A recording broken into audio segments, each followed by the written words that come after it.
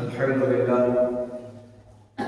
সমস্ত প্রশংসা, সমস্ত তারিফ সেই মহান রব্বুল আলামিনের, যে মহান রব্বুল আলামিন আমাদেরকে আজ পবিত্র জুমার দিন জুমার নামাজের উদ্দেশ্যে মসজিদ জামি রিজভিয়াতে আসার বসার তৌফিক দান করেছেন। আমরা সকলে বলি আলহামদুলিল্লাহ। প্যারে হাজরিন, আমাদের মসজিদে তাফসীরুল কোরআনের আলোচনা চলছে।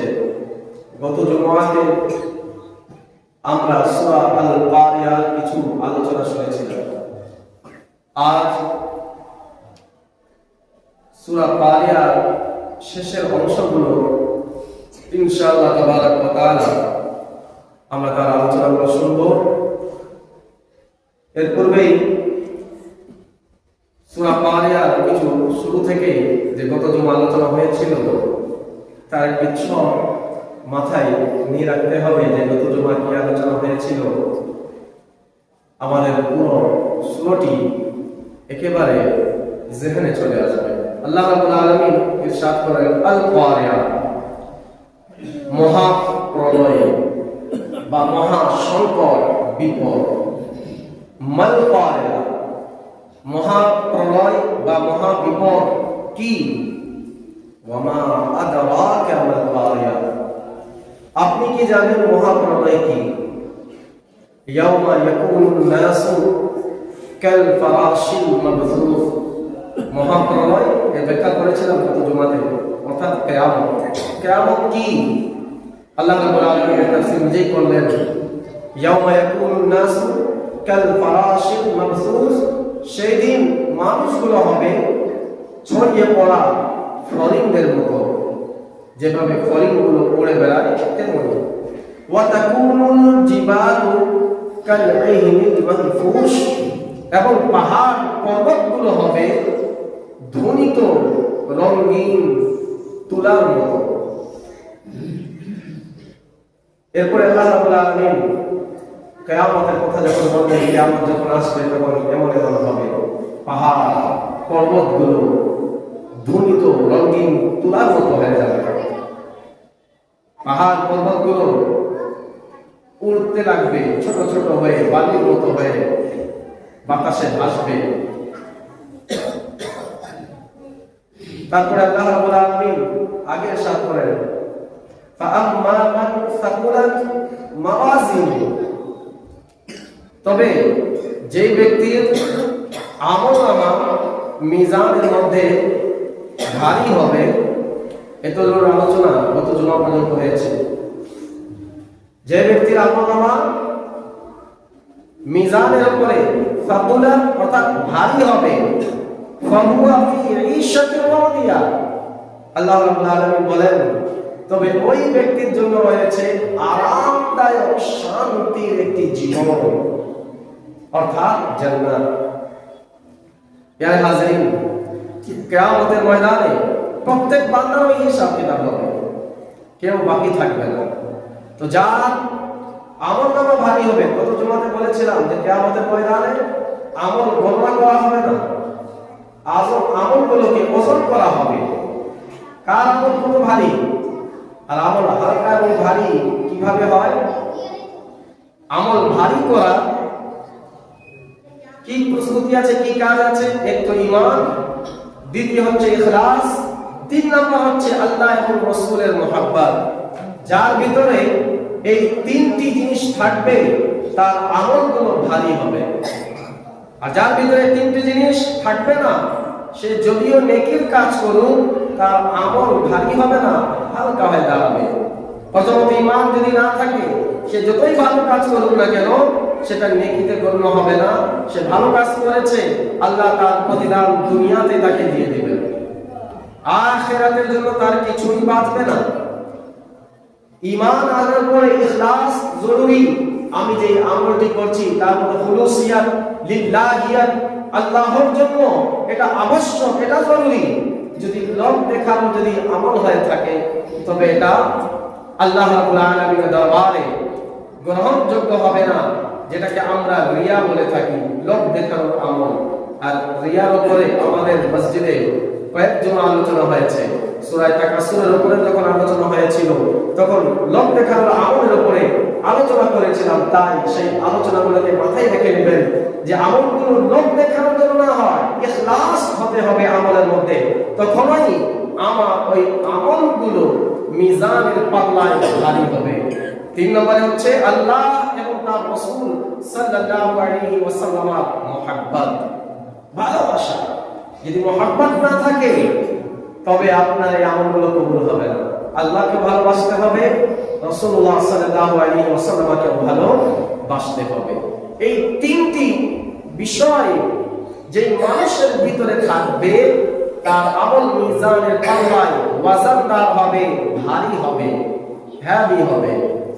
এরপর আল্লাহ রাব্বুল আলামিন বলেন যার আমলনামা ভারী হবে ফাহুয়া ফি ঈশাতির রাদিয়া, এমন বান্দার জন্য রয়েছে আরামদায়ক শান্তিদায়ক একটি জীবন। অর্থাৎ ওই বান্দার জন্য জান্নাত আল্লাহ রাব্বুল আলামিন খুলে দেবেন। সেই সারা জীবন যতক্ষণ আল্লাহ রাব্বুল আলামিন ওই বান্দাকে কিয়ামতের পরে জান্নাত দান করবেন, জান্নাতের মধ্যে আর মরণ আসবে না। আজীবন এখন ওই বান্দা ওই জান্নাতের আরাম এবং আয়েশের মধ্যে অতিবাহিত করবে। প্যারে হাজরিন, জান্নাত একটু থিংকিং করুন, একটু চিন্তা ভাবনা করুন জান্নাতটি কেমন হবে। জান্নাত কোরআন এবং সুন্নাহ মোতাবেক জান্নাত হবে দামি দামি পাথর দ্বারা তৈরি করা। তার দালানগুলো, তার বিল্ডিং গুলো যে বানানো হবে এই মাটির ইট দ্বারা বা পাথরের গাঁথনি দ্বারা জান্নাতের মহল বানানো হবে না। তার একটি ইট স্বর্ণের হবে, একটি ইট রূপার হবে। সুবহানাল্লাহ, কেমন সুন্দর হবে, কেমন জাঁকজমক হবে। আর এক একটি মহল জান্নাতের মধ্যে এত বড় হবে যে পুরো পৃথিবীটি ওই মহলের ভিতরে চলে আসবে। জান্নাতের মধ্যে যে বান্দাকে একটি জান্নাত দেওয়া হবে, দান করা হবে, সেই জান্নাতের মধ্যে একটি বৃক্ষ হবে, একটি গাছ হবে। আপনি জান্নাতের প্রশস্ত এর থেকে আন্দাজা লাগিয়ে নিতে পারেন যে জান্নাতটি কত বড় হবে। একটি বৃক্ষ এত বড় হবে, তার ছায়া বা তার ছায়াগুলো এত দূর পর্যন্ত ছড়িয়ে যাবে যে একটি ঘোড়াকে যদি 500 বছর বা একটি রিওয়ায়াত অনুযায়ী 100 বছর দৌড়ানো হয়, ঘোড়া কতদূর যেতে পারে, ঘোড়া কতদূর যেতে পারে অত দূর পর্যন্ত ওই একটি বৃক্ষের ছায়া হবে।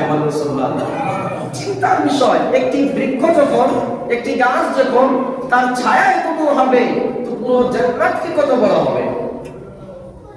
পুরো জান্নাত আল্লাহ রাব্বুল আলামিন সেই মুমিনদের জন্য কেমন ভাবে বানিয়েছেন, কিভাবে রেখেছেন।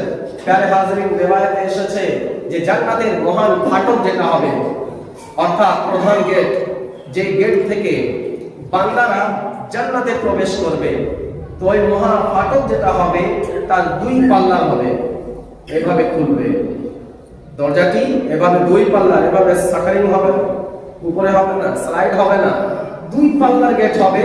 আর 2 পাল্লা রাসূলুল্লাহ সাল্লাল্লাহু আলাইহি ওয়াসাল্লাম বলেন মদিনা থেকে ইরাক পর্যন্ত এই পাল্লার প্রশস্ত হবে। জান্নাতের গেট যখন এত বড় হবে তো জান্নাত কত বড় হবে। আর এটা বিষয় নাই ইতনা লম্বা চওড়া গেট है तो फिर हम जाएंगे तो छोटा लगेगा ना। प्यारे हाजिরিন, জান্নাতের মধ্যে প্রত্যেক মানুষের হাইট হবে কত? 60 গজ। কত হবে? যে দুনিয়াতে 3 ফুটের আছে সেও 60 গজের হবে। হযরত আদম আলাইহিস সালামকে আল্লাহ রাব্বুল আলামিন যে হাইট, যেই লম্বা দিয়ে দুনিয়াতে তিনাকে পাঠিয়েছিলেন, সেই হাইটেই বান্দারা জান্নাতের মধ্যে প্রবেশ করবে। এমনকি প্রত্যেক মানুষ যারা বুড়া অবস্থায় মারা গিয়েছে, ওই মানুষগুলো জান্নাতের মধ্যে আল্লাহ রাব্বুল আলামিন তাদের বয়স করে দিবেন 30 বছর। আর এই 30 বছর থেকে কমবেও না, বাড়বেও না, অর্থাৎ সর্বদা ওই ব্যক্তি জান্নাতের মধ্যে যুবক অবস্থায় থাকবে। সুবহানাল্লাহ, সেই বান্দা আর বুড়া হবে না, জওয়ান অবস্থায় জান্নাতের মধ্যে থাকবে। আর জান্নাতের অবস্থা এমন হবে যে জান্নাতের মধ্যে একটি বাজার লাগবে। প্রত্যেক সপ্তাহে জুমার দিন যখন আসবে তো জান্নাতের মধ্যে একটি বাজার লাগবে। আমরা যেভাবে বাজারে যাই তো জান্নাতের মধ্যেও বাজার লাগানো হবে, কিন্তু ওই বাজারের মধ্যে যুবকেরা, এখন বুড়া তো কেউ থাকবে না জান্নাতে, যুবকরা জান্নাতের ওই শুক্রবারের বাজারের মধ্যে যখন ভ্রমণ করতে যাবে তো জায়গায় কোনো জিনিস খরিদ করতে যাবে না। ওই বাজারের মধ্যে এমন একটি বাতাস উত্তর দিক থেকে প্রবাহিত হবে, যেই বাতাসগুলো জান্নাতি যুবকদের চেহারায় যখন লাগবে তাদের উজ্জ্বলতা আরো বেরিয়ে যাবে, বলুন সুবহানাল্লাহ। তাদের সৌন্দর্য আরো দ্বিগুণ হয়ে যাবে। বরঞ্চ জান্নাতের ওই বাজারের মধ্যে কেউ জিনিসপত্র খরিদ করতে যাবে না, তারা যাবে ওই চেহারার উজ্জ্বল এবং চেহারার নূর নেওয়ার জন্য। আর ওই জান্নাতীরা যখন ফিরিয়ে নিজ মহলের দিকে আসবে সবাই, তাদের স্ত্রীরা মনে রাখবেন জান্নাতের মধ্যে সবচেয়ে কম স্ত্রী যদি হবে এক একজন পুরুষের 2টি করে স্ত্রী হবে, গৌর হবে। এর চেয়ে বেশি হতে পারে, কিন্তু সবচেয়ে কম কমপক্ষে প্রত্যেক পুরুষের জন্য আল্লাহ রাব্বুল আলামিন 2টি করে হুর রেখেছেন। আর হুরদের ব্যাপারে বলা হয়েছে তাদের সৌন্দর্য এমন হবে, যদি হুররা নিজের একটি আঙ্গুল, ছোট আঙ্গুলটি যদি পৃথিবীর দিকে বের করে দেয় তো এই সূর্যের আলো যেভাবে সূর্য বের হলে তারকাগুলো, চন্দ্রগুলো লুকিয়ে পড়ে যায়, তেমনি ভাবে ওই হুরদের ছোট একটি আঙ্গুলের কারণে এই সূর্যগুলো লুকিয়ে যাবে। কেমন সৌন্দর্য আল্লাহ রাব্বুল আলামিন দান করেছেন। लेकिन ये हूर किसको मिलेगा? जो यहाँ पर सारा दिन घूमते फिर रहा है उसको, इसके पीछे समझ लेना, आप ज्यादा तफसील नहीं कर रहा हूँ, बस उसको मिलने वाला नहीं जो अल्लाह पर भरोसा करता है। प्यारे हाज़रीन, যখন তারা নিজ মহলের দিকে ওই বাজার থেকে ফিরে আসবে জান্নাতীরা, তখন তাদের স্ত্রীগুলো বলবে, আল্লাহ আপনার চেহারাগুলো তো আগে থেকে আরো বেশি উজ্জ্বল হয়ে গিয়েছে, আপনার চেহারার নূর তো আরো বেড়ে গিয়েছে। তখন এই যুবকরাও বলবে, আল্লাহ তোমারও চেহারাতে আল্লাহ রাব্বুল আলামিন নূর দান করেছেন। প্যারে হাজরিন, আর মনে রাখবেন জান্নাতের মধ্যে হিংসা হবে না, হাসাদ হবে না। জান্নাতের মধ্যে আল্লাহ রাব্বুল আলামিন মাকামগুলোকে আলাদা আলাদা করে দিবেন। সবচেয়ে উঁচু যে জান্নাত হবে, উপরে যে জান্নাতটি হবে, সেই জান্নাতের নাম হচ্ছে জান্নাতুল ফিরদাউস। সবচেয়ে আলা, সবচেয়ে উঁচু মাকামের যে জান্নাত, জান্নাতুল ফিরদাউস। তাই রাসূলুল্লাহ সাল্লাল্লাহু আলাইহি ওয়াসাল্লাম বলেছেন, তোমরা যখন আল্লাহ রাব্বুল আলামিনের কাছে দোয়া করবে, জান্নাতুল ফিরদাউসে দোয়া করো। জান্নাতুল ফিরদাউসে দোয়া করবে। এই জান্নাতুল ফিরদাউস হচ্ছে সবচেয়ে উপরে, এর উপরে আল্লাহ রাব্বুল আলামিনের আরশ হবে। আর প্যারে হাজরিন, জান্নাতের মধ্যে আল্লাহ রাব্বুল আলামিন বান্দাদেরকে যে কাপড়গুলো পরিধান করাবেন, সেই কাপড়গুলো কোনোদিন ময়লাও হবে না। সবুজ রঙের কাপড় হবে, নীল রঙের কাপড় হবে, এমনই ভাবে সাদা রঙের কাপড় হবে, এবং প্রত্যেকটি যুবকদের মাথার উপরে মতির একটি করে তাজ লাগানো হবে, তাদের হাতে স্বর্ণের কড়া লাগানো হবে। ওই জান্নাতি যুবকেরা এভাবে থাকবে, তাদের কাপড় কোনোদিন ময়লা হবে না। যা ইচ্ছা সেটা খাবে, যা ইচ্ছা সেটাই তারা করতে পারে। আর খাওয়া দাওয়া করার পরে কাজায়ে হাজাত অর্থাৎ প্রসাব পায়খানা এর ব্যবস্থা নেই, বাস একটু ঢেকুর আসবে, সমস্ত খাবারগুলো আল্লাহ রাব্বুল আলামিনের পক্ষ থেকে হজম হয়ে যাবে। কিন্তু এই সমস্ত নিয়ামতগুলো জান্নাতীদের জন্য তো রয়েছে, এর চেয়ে বড় নিয়ামতগুলো আল্লাহ রাব্বুল আলামিন ওই জান্নাতীদেরকে দান করবেন। সেটা কি হবে? একটি আওয়াজ দেওয়া হবে, ও জান্নাতীরা তোমরা চলে আসো। জান্নাতীরা সবাই এক জায়গায় সমবেত হবে। আল্লাহ রাব্বুল আলামিন ওই জান্নাতের মধ্যে তার সবচেয়ে বড় জান্নাতীদের যে নিয়ামত হবে সেটা কি হবে? আল্লাহ রাব্বুল আলামিন নিজের দিদার তাদেরকে দান করাবেন, নিজের দিদার তাদেরকে দান করাবেন। আর রাসূলুল্লাহ সাল্লাল্লাহু আলাইহি ওয়াসাল্লাম বলেন, বান্দারা, জান্নাতীরা আল্লাহ রাব্বুল আলামিনকে এইভাবে দেখবে যেইভাবে 14 তারিখের অর্থাৎ পূর্ণিমার চাঁদকে বান্দারা দেখে কষ্ট হয় না, আল্লাহ রাব্বুল আলামিনকে জান্নাতীরা সেইভাবে দেখবে। বলেন সুবহানাল্লাহ। এবং প্রশ্ন হতে পারে, আল্লাহ তো আকার আকৃতি নেই, আল্লাহকে কিভাবে দেখবো? তো জান্নাতীরা দেখবে, এটা রাসূলুল্লাহ সাল্লাল্লাহু আলাইহি ওয়াসাল্লামের হাদিস আছে। দেখবে জান্নাতীরা। আলা হযরত ইমাম আহমদ রাজা ফাজিল বারেলভী রাহমাতুল্লাহি তাআলা আলাইহি যখন প্রশ্ন করা হলো, হুজুর জান্নাতীরা আল্লাহকে কিভাবে দেখবে, আল্লাহ তো আকার আকৃতি নেই। তো আলা হযরতের জবাবে বাস এতটুকু বলে দিলেন, যখন দেখবো তখন বলে দিব। আল্লাহ রাব্বুল আলামিনের আকার আকৃতির উপরে বেশি বিশ্লেষণ করা ঠিক না। শয়তান ওয়াসওয়াসা দিয়ে দিবে কিনা আল্লাহর হাত আছে, আল্লাহর পা আছে, নাউযুবিল্লাহ মিন যালিক। এইভাবে যখন বান্দাদের অন্তরে চলে খেয়াল চলে আসবে আল্লাহর হাত, আল্লাহর পা, যেমনই ভাবে আজকাল আমরা কোথায় কোথায় বলে উপরওয়ালা জানে, উপরওয়ালা কোন बोला नहीं, ऊपर वाला अल्लाह है, वो सबको देख रहा है। ऊपर আল্লাহ রাব্বুল আলামিন উপর নিচ ডান বাম থেকে পাক এবং পবিত্র আছেন। তো যাই হোক প্রিয় হাজির, এখন আমার মওজু এটা নয়, অন্য কোন সময় এই বিষয়ের উপরে আলোচনা ইনশাআল্লাহ তাবারাক ওয়া তাআলা করব। তো জান্নাতীরা আরামভাবে থাকবে, সবচেয়ে বড় নিয়ামত যারা পাবে জান্নাতের মধ্যে জান্নাতীরা, সেটা হবে আল্লাহ রাব্বুল আলামিনের দিদার। এটা কারা পাবে?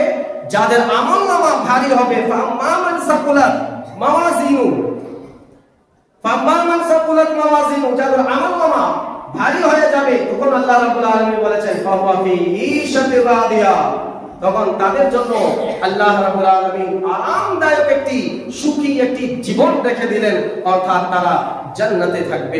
প্রিয় হাজির, জান্নাতের নিয়ামতগুলো অনুভব করানো সম্ভব, সেটা বর্ণনা করানো সম্ভব, কিতাবে শুধুমাত্র লেখা আছে, কিন্তু সেটা পড়ে, সেটা বলে দিয়ে, সেটা কান থেকে শুনে হাকিকাতে যে জান্নাতের তাসাব্বুর আছে কোন বান্দা কোনদিন করতেই পারে না। জান্নাত এমন অমূল্য, জান্নাত এমন ভাবে আল্লাহ রাব্বুল আলামিন তৈয়ার করে রেখে দিয়েছেন।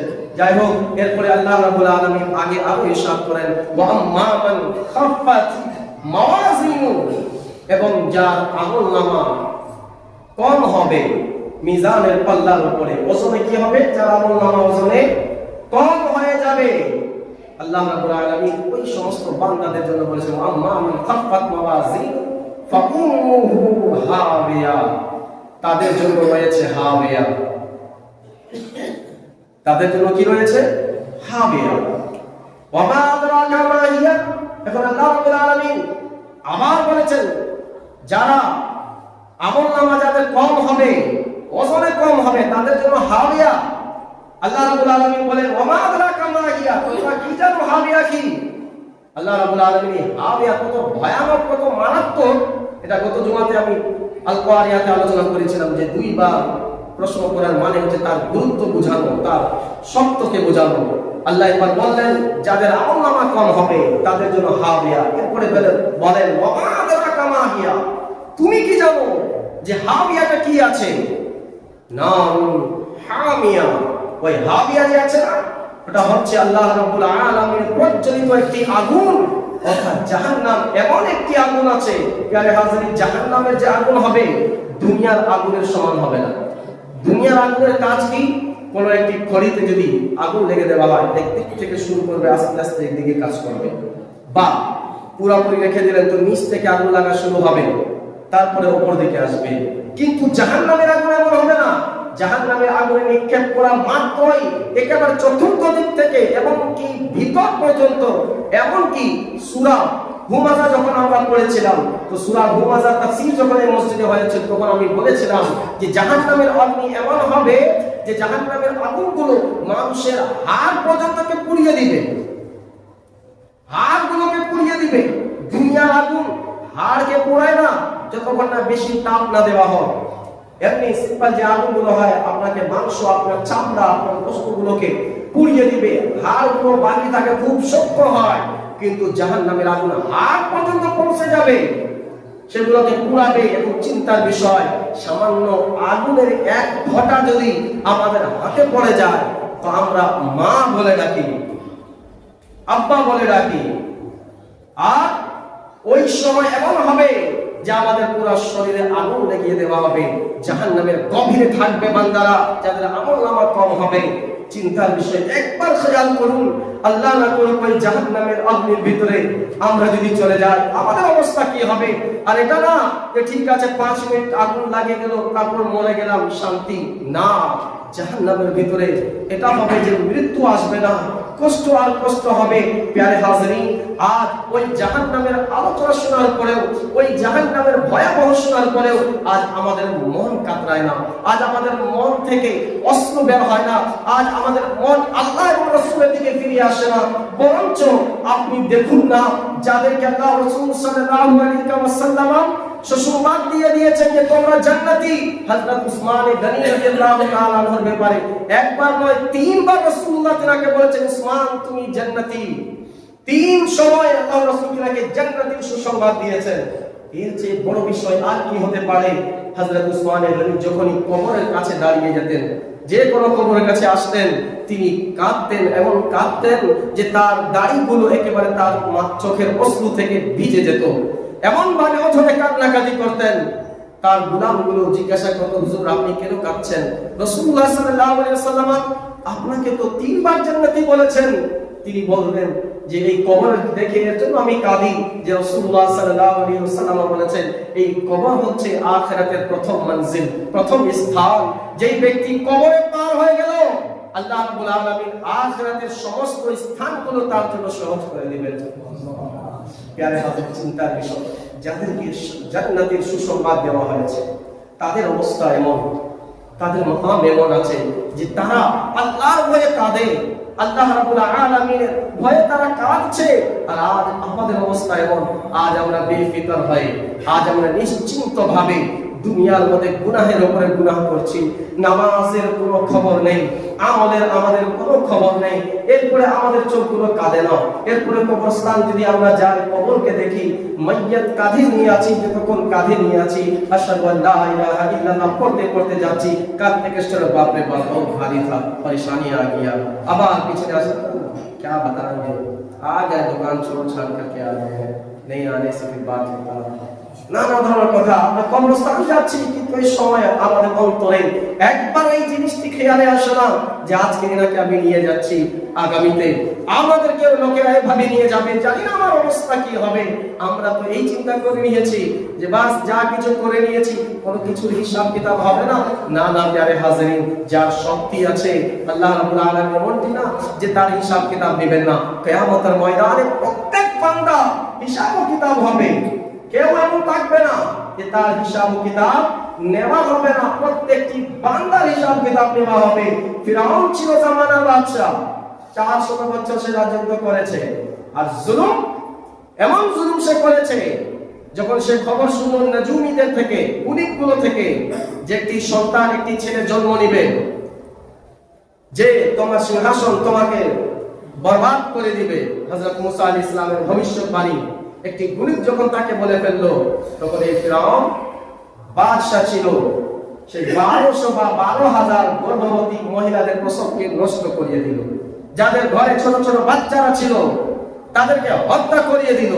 কিন্তু আল্লাহ রাব্বুল আলামিনের লীলা খেলা কেমন যে এই ফিরআউনের বাসাতেই হযরত মুসা আলাইহিস সালামের লালন পালন হয়ে গেল।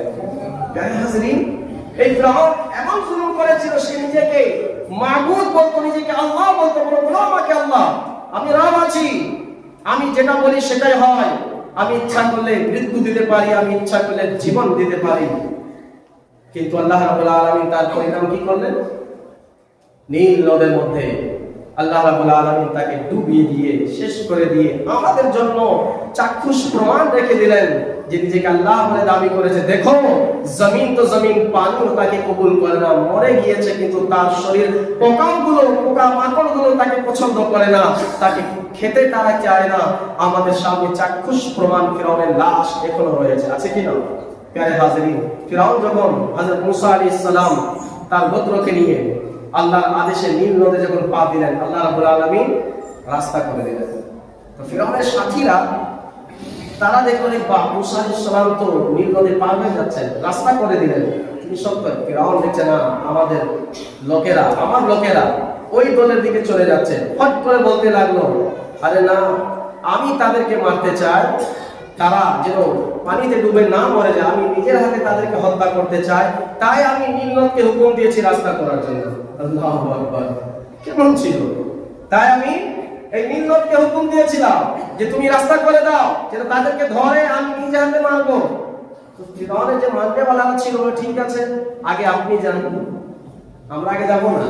ফিরআউনের সাথী আছে, কিন্তু বলতে হবে না আমরা আগে যাব না, আগে আপনি যাবেন তারপরে আমরা যাব।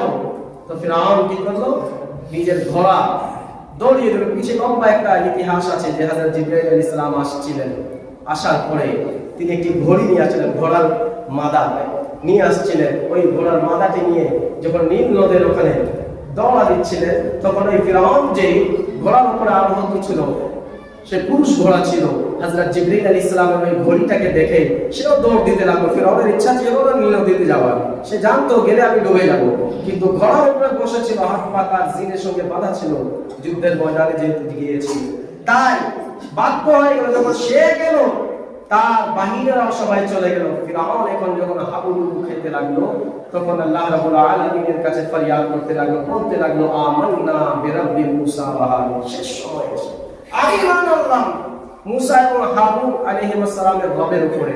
হযরত জিবরিল আলাইহিস সালাম চলে আসলেন। আচ্ছা, তাকে যে নীল নদের মধ্যে আল্লাহর যে আযাব আসলো, এর পিছনে একটি ঘটনা ছিল যে হযরত জিবরিল আলাইহিস সালাম একদিন ফিরআউনের কাছে এসেছিলেন। ফিরআউনের সিংহাসনে বসেছিলেন, মানুষ রূপে এসেছিলেন। বললেন যে আমি অনেক দূর থেকে এসেছি, আমার একটি মাসলা আছে, তোমাকে বলতে চাই, তুমি তার সমাধান করে দাও। বলো কি মাসলা আছে, বলো। বলে আমার মাসলা এটাই যে কোনো ব্যক্তি যদি কোনো ব্যক্তিকে কিছু সময়ের জন্য কোন এলাকার রাজা বানিয়ে দিল, কতক্ষণের জন্য? কিছু সময়ের জন্য রাজা বানিয়ে দিল। আর যখন রাজা হওয়ার পরে ওই বান্দাটি তার যে আগের মালিক ছিল তার হুকুমের উপরে আমল করে না, পরবর্তীতে সে নিজেই মালিক হয়ে বসে গেল, তার শাস্তি কি? সে বলল এমন ব্যক্তি, সে যেহেতু গাদ্দারি করেছে, তার শাস্তি হচ্ছে তাকে পানিতে চুবিয়ে মেরে ফেলা উচিত। তুমি কি এটা লিখে দিতে পারো? বলে হ্যাঁ অবশ্য, এটাই পাওয়ানা হবে। সে লিখে দিল, স্বাক্ষর করে দিল ফিরআউন নিজে, যে এটাই তার শাস্তি। ফিরআউন যখন ডুবি খাচ্ছিল নীল নদের মধ্যে, আমান্না বিরাব্বি মুসা ওয়া হারুন বলছিল, তখন হযরত জিবরিল আলাইহিস সালাম তারই লেখামে পরওয়ানা দিয়ে দিলেন যে ফিরআউন, এই যে শাস্তি যে তোমার হচ্ছে, এই শাস্তিটি তোমারই নির্বাচিত শাস্তি আছে, তুমি এই শাস্তিটি নির্বাচন করেছো, তাই এই শাস্তি আল্লাহ রাব্বুল আলামিন তোমাকে দিয়েছেন, আর কোনো উপায় নেই। প্যারে হাজরিন, আর আমাদের অভ্যাস এমন আছে, শেষ সময়ে গেলে তখন আমাদের হুঁশ আসে না, अब तो क्या है, अपना झूठ बोल सकेंगे, अपना कुछ कर सकेंगे, अपना किसी की जमीन हड़प सकेंगे ना, हम किसी को डरा कर धमका कर उसके माल छीन सकेंगे।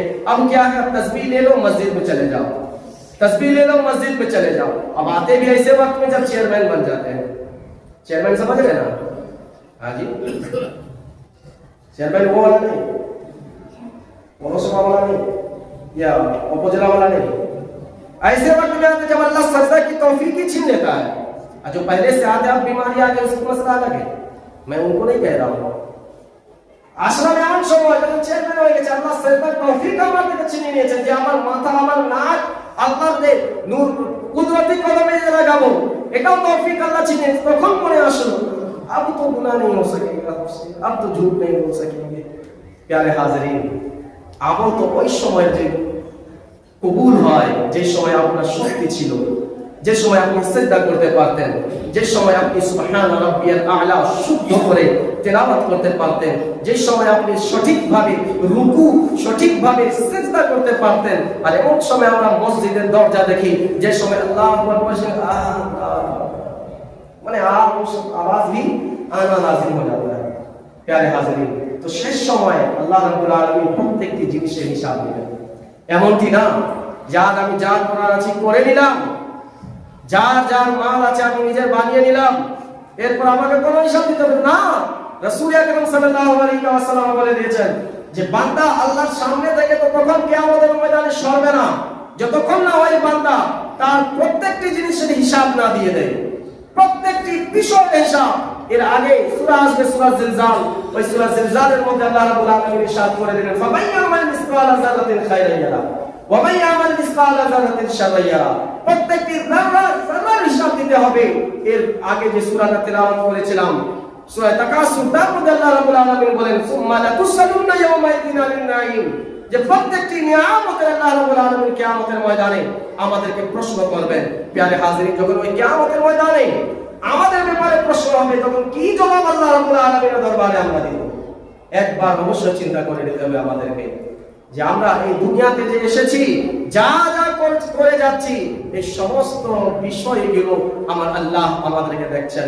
গত জুমাতে একটি কথা নামাজের পরে মিলাদে বলেছিলাম, যেটা আপনারা সবাই চিনেন না, সেটা হচ্ছে কি, এই কথাকে বলে ইনশাআল্লাহ আমি শেষের দিকে যাব। প্যারে হাজিরিন, মনে রাখবেন যে দুনিয়াতে আমরা কি রিজিক পাবো, এটা আল্লাহ আমাদের ভাগ্যতে লিখে দিয়েছেন। দেখেছেন কিনা? আল্লাহ ইরশাদ করেন, ওয়া মা মিন দাব্বাতিন ফিল আরদি ইল্লা আলাল্লাহি রিজকুহা। যে বান্দাদেরকে দুনিয়াতে পাঠানোর আগেই আল্লাহ ওই বান্দাদের, একটি রিওয়ায়াত অনুযায়ী আমরা দুনিয়াতে আসার 50,000 বছর আগেই আল্লাহ আমাদের রিজিককে লিখে দিয়েছেন।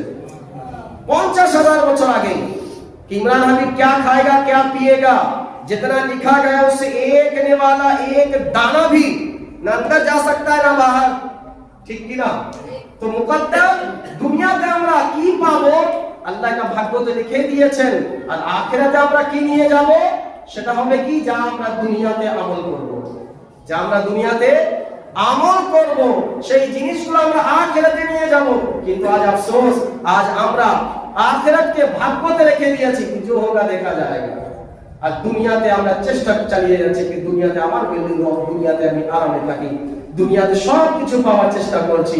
কিন্তু প্যারে হাজার উল্টো আছে, দুনিয়াতে কি হবে, কি রিজিক আমার আল্লাহ রেখে দিয়েছেন, সেটা আল্লাহ আমাদের ভাগ্যতে লিখে দিয়েছেন। আর কিয়ামতের ময়দানে আমরা কি নিয়ে যাব, সেটা আমাদের চেষ্টার উপরে। তাই আমাদের উচিত যে আমাদেরকে কি করতে হবে, আমাদেরকে এই দুনিয়ার জন্য আল্লাহ মুকদ্দরে ছেড়ে দিতে, হ্যাঁ চেষ্টা তো করবই, দোকানে যাবই, কিন্তু আখিরাতের প্রস্তুতি আমাদেরকে আগে